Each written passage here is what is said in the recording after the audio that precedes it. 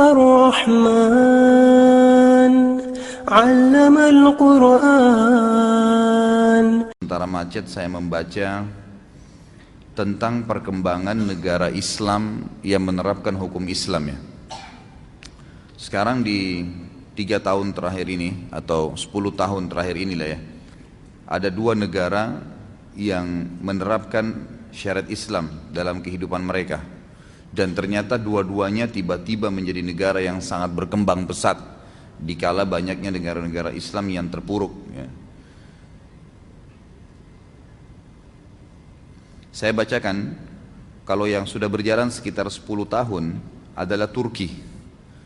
Turki itu teman-teman sekalian, data terakhir adalah dari tadinya negara sekuler setelah dibentuk oleh Mustafa Kemal Atatürk yang memang memiliki ide-ide liberal dan sekuler, mengubah Turki dari khilafah Islamiyah menjadi Turki yang liberal, yang sekuler, menjauhkan antara agama dengan pemerintahan. Bahkan dia sempat mengganti azan dari bahasa Arab ke bahasa Turki, membaca Al-Quran dengan dialek-dialek bahasa suku-suku Turki. Indonesia sudah mulai ikut-ikutan sekarang ya. Yang Turki sudah lakukan dulu beberapa puluh tahun yang lalu gitu kan. Dan itu ternyata membuat mereka terpuruk. Subhanallah, datangnya presiden Turki yang sekarang ini, Erdogan, yang sangat masyhur sekarang, luar biasa orang ini, semoga Allah menjaga ya. Beliau mengubah setelah dalam 10 tahun ini sistem Turki yang sekuler menjadi sistem Islam, menerapkan syariat Islam. Apa yang terjadi teman-teman sekalian? Paling tidak ada 25 poin yang dunia mencatat apa yang terjadi pada Turki setelah mengubah, dunia mencatat ya, setelah mengubah sistem sekuler menjadi sistem Islam. Yang pertama, produk domestik nasional Turki, produk domestiknya, produk dalam negerinya di Turki tahun 2013 mencapai jumlahnya 100 miliar dolar Amerika, menyamai pendapatan gabungan 3 negara sekaligus dengan ekonomi terkuat di Timur Tengah, Arab Saudi, Uni Emirat Arab dan Iran, dan ditambah dengan Yordan, Syria serta ya, Libanon. Jadi bayangkan, dengan menerapkan hukum Islam yang paling pertama terjadi adalah berhasil ya, menaikkan hasil produksi dalam negerinya 100 miliar dolar yang mengalahkan 3 negara sekaligus, Saudi sendiri, Emirat Arab dan Iran. Yang kedua, Erdogan membawa negerinya melakukan lompatan ekonomi yang besar dari ranking 111 dunia ke peringkat 16 dengan rata-rata 10% per tahun, yang berarti masuknya Turki ke dalam 20 negara terkuat atau G20 di dunia. Yang ketiga, tahun 2023 merupakan tahun pembangunan negeri Turki modern yang sudah dicanangkan oleh Erdogan, yang ditargetkan adalah Turki menjadi kekuatan politik dan ekonomi nomor 1 di dunia yang mengatasnamakan Islam. Yang keempat, airport internasional Turki, dan saya sendiri baru mungkin sekitar 2 bulan yang lalu mampir ke sana waktu mau umroh, adalah bandara terbesar di Eropa sekarang, yang menampung 1.260 pesawat setiap harinya, ditambah bandara Sabiha yang menampung 630 pesawat setiap hari. Yang kelima, Turkish Airlines meraih peringkat maskapai penerbangan terbaik di dunia dalam 3 tahun berturut-turut. Yang keenam, dalam kurun 10 tahun, Turki telah menanam 770 juta pohon hardija dan berbuah, maksudnya buah-buahan ya. Yang ketujuh, untuk pertama kali Turki di masa modern memproduksi sendiri tank, baja, pesawat terbang dan pesawat tempur tanpa awak, serta satelit militer modern pertama yang multifungsi. Sebentar, azannya tunda sebentar dulu. Nomor 8, poin 8, kelebihan 8, Erdogan dalam 10 tahun pemerintahnya telah mendirikan 125 universitas baru, 189 sekolah baru, 510 rumah sakit baru, dan 169.000 kelas baru yang modern, sehingga rasio siswa per kelas tidak lebih dari 21 orang per kelas, dan menjadi sekolah-sekolah terunggul sekarang di Eropa. Sekarang orang-orang Eropa yang dulu didatangin sekolah, orang-orang Eropa sekarang yang datang ke Turki belajar. Ini banyak orang tidak tahu nih, padahal sebenarnya perkembangan yang sedang terjadi. Yang kesembilan, ketika krisis ekonomi menimpa Eropa dan Amerika, universitas-universitas Eropa dan Amerika menaikkan uang kuliah, sedangkan Erdogan membebaskan seluruh biaya kuliah dan seluruh sekolah, kuliah dan sekolah bagi rakyatnya, dan menjadi tanggungan negara. Yang ke-10, dalam 10 tahun terakhir, pendapatan per kapita penduduk Turki yang dahulunya hanya 3.500 dolar per tahun, meningkat menjadi 11.000 dolar per tahun. Lebih tinggi daripada per kapita penduduk Prancis. Jadi kalau teman-teman tahu, Prancis itu paling tinggi per kapitanya, artinya pendapatan orang itu tinggi sekali di sana. Tapi Turki dalam 10 tahun terakhir mengalahkan, karena dari 3.500 dolar per tahunnya menjadi 11.000 per orang ya. Dari per kapita, dan Erdogan menaikkan nilai tukar uang Turki menjadi 30 kali lipat. Dulunya rendah, sekarang menjadi naik. Yang ke-11 di Turki, negara sedang mengupayakan dengan sungguh-sungguh membiayai 300.000 ilmuwan melakukan penelitian ilmiah untuk menuju tahun 2023. Jadi dalam slogan yang diangkat sekarang sama Erdogan ini, tahun 2023 atau 2025, Turki sudah harus kembali seperti dulu, menguasai dunia dengan sistem Islam.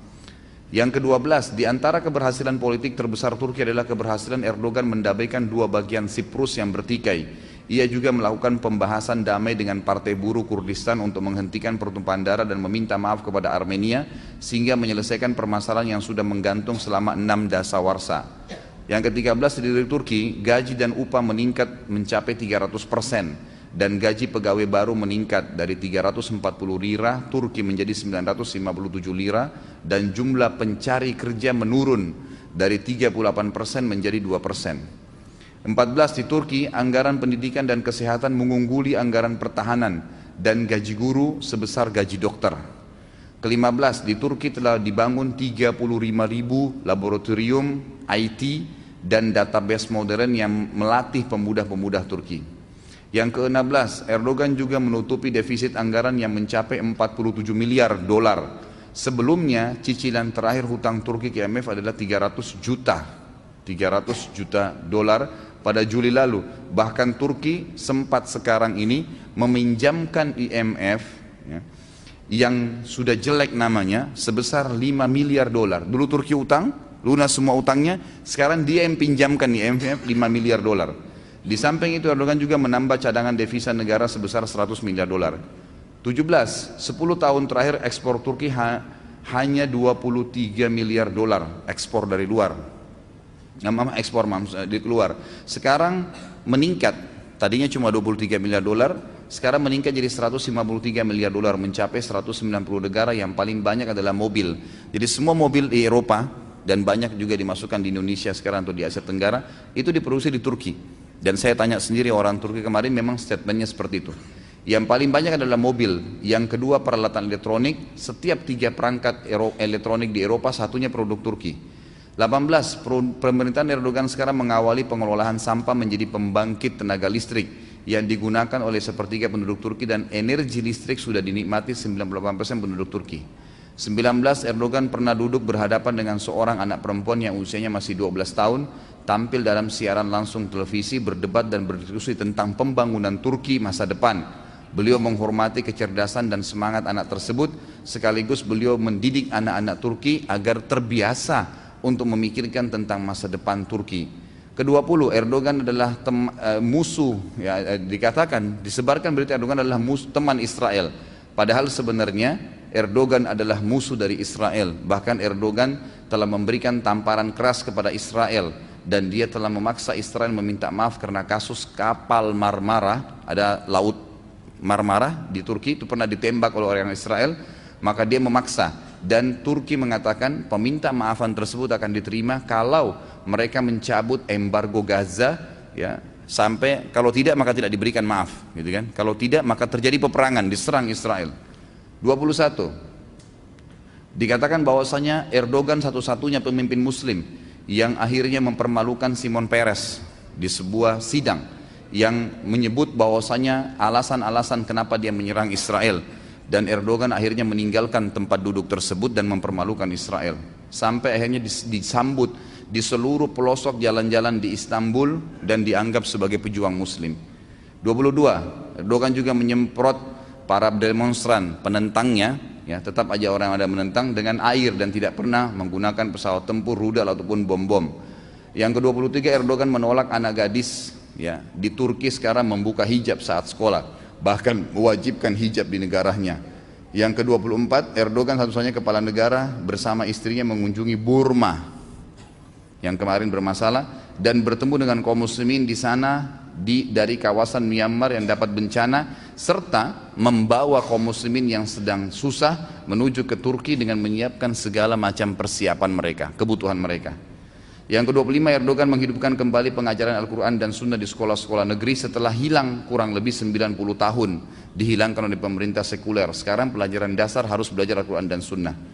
26, Erdogan menetapkan kebebasan berhijab di kampus-kampus Turki dan di parlemen, yang dulunya tidak boleh satu orang pun parlemen yang pakai jilbab masuk ke dalam parlemen kalau perempuan. 27, Erdoganlah pemimpin muslim yang membuat lampu di jembatan gantung terbesar di dunia di pantai Laut Hitam dengan penerangan yang sangat besar bertuliskan Bismillahirrahmanirrahim.